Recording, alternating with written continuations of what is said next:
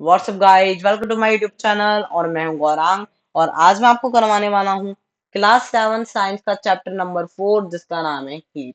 तो इससे पहले मैंने आप लोगों के लिए एक वीडियो और बनाई थी, जिसमें मैंने आपको चैप्टर का इंट्रोडक्शन पार्ट और क्लिनिकल थर्मामीटर वाला पार्ट एक्सप्लेन किया था। और आज की इस वीडियो में मैं आपको करवाने वाला हूं अगला टॉपिक 4.3, लेबोरेटरी थर्मामीटर।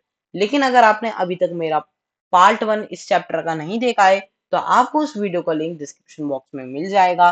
और बाकी आप डायरेक्टली मेरे चैनल पे से भी जाके उसे देख सकते हैं। तो चलिए शुरू करते हैं हमारी आज की वीडियो। Topic 4.3, laboratory thermometer.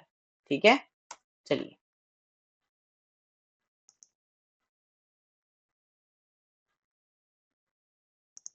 ठीक है, सो हाँ, topic 4.3, laboratory thermometer. How do we measure the temperature of other objects? For this purpose there are other thermometers. अब देखिए, आपने अभी तक क्या पढ़ा? आपने पढ़ा कि clinical thermometer only human body का टेम्परेचर नापने के लिए यूज होता है। आप उस थर्मोमीटर से किसी और ऑब्जेक्ट का वेट, सॉरी, वो क्या कहते हैं, टेम्परेचर टेम्परेचर नहीं नाप सकते। लेकिन अब हमें और चीजों का भी तो टेम्परेचर नापने की जरूरत होती है। तो उसके लिए हम क्या यूज करते हैं? उसके लिए हमारे पास और थर्मोमीटर्स भी होते हैं। One such thermometer is known as laboratory thermometer. अब उन्हीं में से एक थर्मोमीटर का नाम है लेबोरेटरी थर्मोमीटर। ये क्या है इस थर्मोमीटर का नाम? Laboratory thermometer. The teacher will show you the thermometer, this thermometer. अब आपका जो आपका जो भी स्कूल में कोई टीचर होगा, वो आपको उस थर्मोमीटर को दिखा देगा। ठीक है, look at it carefully and note the highest and the lowest temperature it can measure. अब आपको क्या करना है? उसे बहुत ध्यान से देखना है। फिर आप ये देखिए कि वो कितना हाईएस्ट और कितना लोएस्ट टेम्परेचर नाप सकता है। अभी आपने क्लिनिकल थर्मोमीटर में पढ़ा था कि वो 35 से 42 सेल्सियस ही नाप सकता है। लेकिन इसमें आपको ऐसा नहीं दिखेगा। इसमें आपको मिलेगा the range of with a laboratory thermometer is generally from 10 to 110 degree Celsius. अब लेकिन ये जो आपका लेबोरेटरी थर्मामीटर होता है, जो इसकी रेंज होती है, ये -10 से 110 डिग्री सेल्सियस के बीच की होती है। आप इससे कोई भी ऑब्जेक्ट का टेम्परेचर नाप सकते हैं जिसका टेम्परेचर -10 से 110 डिग्री सेल्सियस हो। ठीक है, लेकिन आप इससे अगर इससे भी ज्यादा टेम्परेचर होगा 110 डिग्री से, या फिर -10 से कम होगा, तो आप इससे नहीं नाप पाएंगे। ठीक है, also, as you did in the case of clinical thermometer, find out how much a small division on this thermometer is. अब जैसे कि आपने क्लिनिकल थर्मामीटर वाले केस में किया था, अब आप उसमें भी वही करके देखना है कि जो आपने दो बड़े बिग मार्क्स पढ़े थे, अब उन हर बड़े बिग मार्क्स के बीच कितने डिविजन हैं। ठीक है, अब आप इस इंफॉर्मेशन को भी नोट कर लीजिए। ठीक है, कितने डिविजन है इसमें, स्मॉल वाले डिविजन। ठीक है, so you would need this information to read the thermometer correctly. आपको अभी भी इस इंफॉर्मेशन की जरूरत पड़ेगी अगर आपको थर्मामीटर अच्छे से पढ़ना है। ठीक है, let us now learn how this thermometer use. चलिए अब सीखते हैं इस थर्मामीटर को कैसे यूज किया जाता है। ठीक है, चलिए। अब हमारे पास एक्टिविटी 4.4। अब हम इसमें पढ़ेंगे कि हम इस थर्मोमीटर को किस तरीके से यूज करते हैं। ठीक है, किस तरीके से यूज करते हैं? तो take some tap water in a beaker or a मग। अब आपको क्या करना है, एक बीकर या फिर एक मग में ये थोड़ा सा वाटर लेना है। ठीक है, टैप वाटर ले लेना है। Dip the thermometer in water so that the bulb is immersed in water. अब आपको इस तरीके से थर्मोमीटर को वाटर में डालना है। ये जो आपने पढ़ा था ना बल्ब, अब मैंने आपको क्लिनिकल थर्मोमीटर में भी बल्ब दिखाया था। इसे हम क्या कहते हैं? इसे हम बल्ब कहते हैं। किससे कहते हैं? बल्ब। इसे हम बल्ब कहते हैं। ठीक है, अब आपको क्या करना है, इस वाला ये वाला पार्ट है, इस वाले पार्ट को वाटर में इस तरीके से डिप करना है कि वो वाटर में डिप हो जाए। ठीक, चलिए। अब आगे क्या लिखा है इसमें? Dip in the water so that the bulb is immersed in water but doesn't touch the bottom और the sides of the thermo container. आपको उसे इस तरीके से डिप करना होगा कि वो पानी में डिप तो हो जाए, लेकिन ना तो जो कंटेनर का बॉटम वाला पार्ट होता है ना, स्टील या आप प्लास्टिक का जैसा भी मंग लेंगे, या फिर उसके जो साइड वाला पार्ट होता है, साइड्स होती हैं, उससे वो टच ना हो। ठीक है, उससे वो टच नहीं होना चाहिए। मतलब आपके कंटेनर से वो टच ना हो, लेकिन वाटर से जरूर टच हो। Hold the thermometer vertically. अब आपको जो थर्मामीटर है उसे वर्टिकली पकड़ लेना है। कैसे पकड़ लेना है? वर्टिकली पकड़ लेना है, मतलब सीधा पकड़ लेना है। ऐसा नहीं है आप उसे लेटा के पकड़ रहे हैं, टेढ़ा करके पकड़ रहे हैं। उसे बिल्कुल सीधा रखना है। Observe the movement of mercury in the thermometer. अब आपको मर्क्यूरी का मूवमेंट देखना है थर्मोमीटर में कि मर्क्यूरी कैसे ऊपर नीचे हो रही है। Wait till the mercury thread become steady. अब आपको वेट करना है कि मर्क्यूरी का जो थ्रेड है, मतलब मर्क्यूरी जो है, आपका मर्क्यूरी वाला लिक्विड आपको दिखाई दे रहा है, वो एक जगह जब तक रुक नहीं जाए आपको तब तक उसे पकड़े रखना है। ठीक है, चलिए। Are there any variations in the readings. अब आपको क्या कोई वेरिएशन दिखाई दी है रीडिंग में?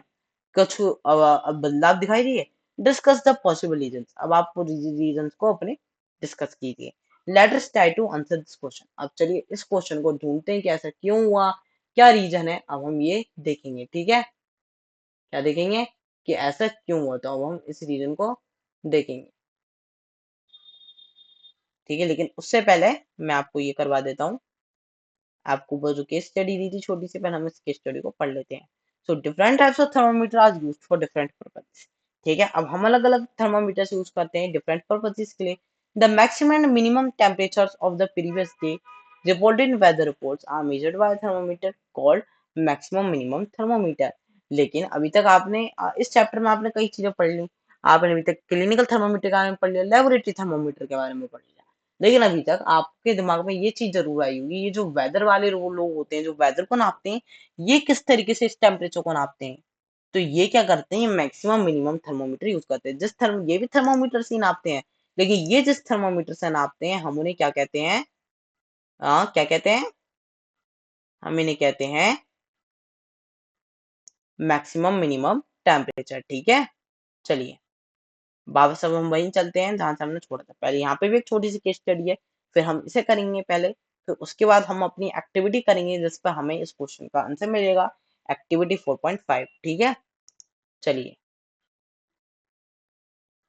ठीक है, तो चलिए, in addition to the precautions needed by leading a clinical thermometer the laboratory thermometer. अब सुनिए, अब हमें कुछ प्रिकॉशंस भी लेने पड़ते हैं जो हम क्लिनिकल थर्मामीटर को पढ़ रहे होते हैं, मतलब क्लिनिकल थर्मामीटर लेबोरेटरी थर्मामीटर को पढ़ रहे होते हैं। ठीक है, क्लिनिकल थर्मामीटर के आपने अलग से पहले भी पढ़ लिए, लेकिन लेबोरेटरी थर्मामीटर के भी थोड़े अलग होते हैं। तो आपको इसे क्या करना है, should be kept upright not tilted. जब आप इसे कंटेनर में डालेंगे आपको इसे बिल्कुल सीधा पकड़ना होता है। अगर आप टेढ़ा करेंगे तो ये रीडिंग गलत देगा। ठीक है, bulb should be surrounded from all sides by the substance और which the temperature is to be meter. लेकिन जो बल्ब होता है ना, आपने ये जो बल्ब पढ़ा, देखिए ये जो आपने ये पढ़ा, ये सराउंडेड होना चाहिए उसी ऑब्जेक्ट से जिसे हमें मेजर करना है, और किसी सब्सटेंस से नहीं होना चाहिए। ठीक है, जैसे कि अभी आपने पढ़ा कंटेनर से टच नहीं होना चाहिए, ओनली वाटर से टच होना चाहिए। ठीक है, तो अब करते हैं हम एक्टिविटी 4.5 हमारी। चलिए,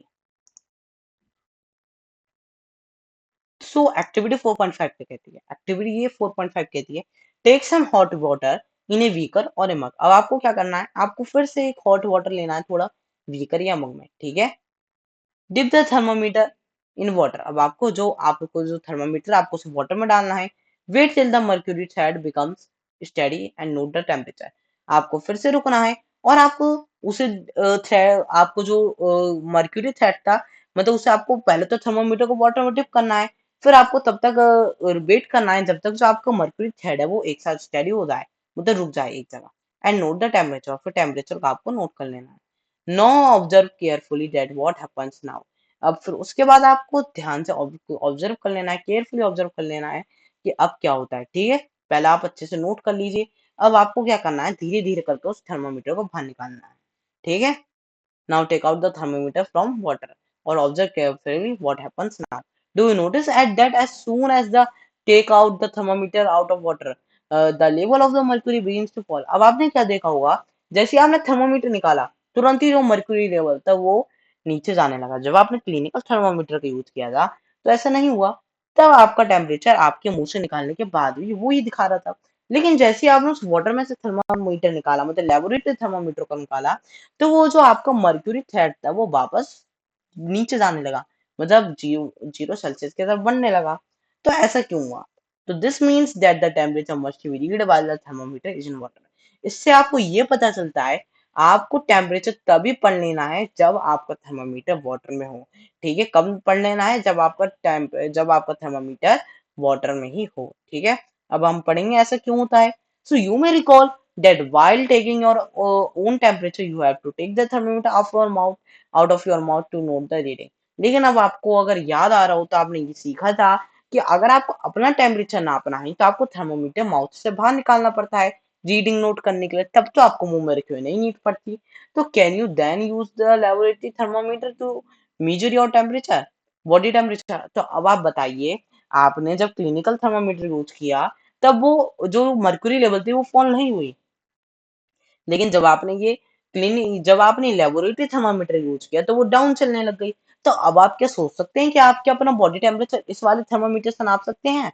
तो बताइए, इसका आंसर सीधे सीधे नो है, क्योंकि जैसे आप उसे अपने माउथ से निकालेंगे तुरंत ही आपका टेम्परेचर गिरने लगेगा। ठीक है, so obviously it is not convenient to use the laboratory thermometer for this purpose. इसलिए कन्वीनियंट नहीं होगा अगर आप इस चीज पर्पज के लिए लेबोरेटरी थर्मामीटर को यूज करेंगे। ठीक है, so why does mercury not fall और राइज इन क्लिनिकल थर्मामीटर? लेकिन अब आप ये बताइए, जो मर्क्यूरी वो होता है मर्क्यूरी लेवल, वो लेकिन क्लिनिकल थर्मामीटर में क्यों ऊपर नीचे नहीं जाता? ठीक है, तो अब आप क्या करिए, ऑब्जर्व क्लिनिकल थर्मामीटर अगेन। अब आप फिर से क्लिनिकल थर्मामीटर को ध्यान से देखिए। Do you see a kink or near the bulb? अब आपको क्या जहां पे बल्ब था वहां पे कोई किंग दिखेगी? देखिए, ये क्लिनिकल थर्मामीटर है, ये इसकी किंक है। क्या है ये? इसकी किंक है। ठीक है, आपको ये जो आपका क्लिनिकल थर्मामीटर होता है इसमें एक किंक होती है। क्या होती है?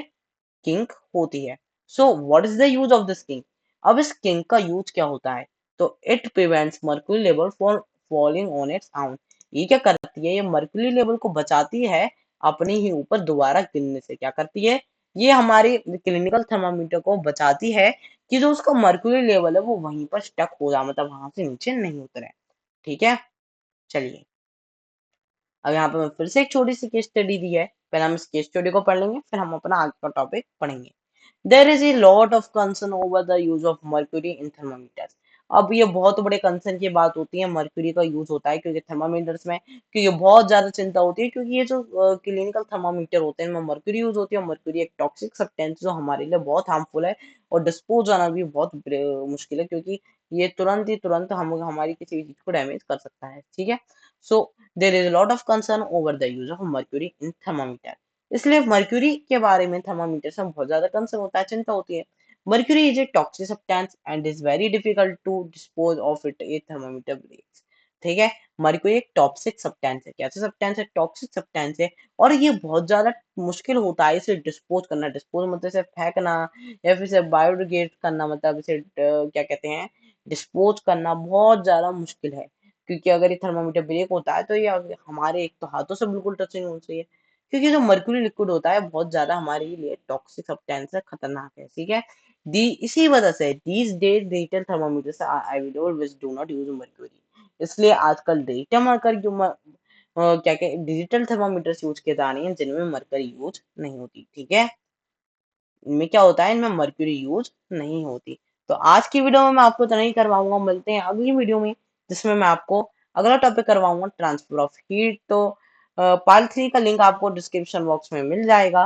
प्लस आप डायरेक्ट मेरे चैनल पे से भी जाकर उस वीडियो को देख सकते हैं। और अगर आपने अभी तक मेरा चैनल सब्सक्राइब नहीं किया है तो सबसे पहले मेरे चैनल को सब्सक्राइब कर दीजिए, और अगर वीडियो अच्छी लगे तो वीडियो को लाइक करना मत भूलिएगा। Thank you, have a nice day.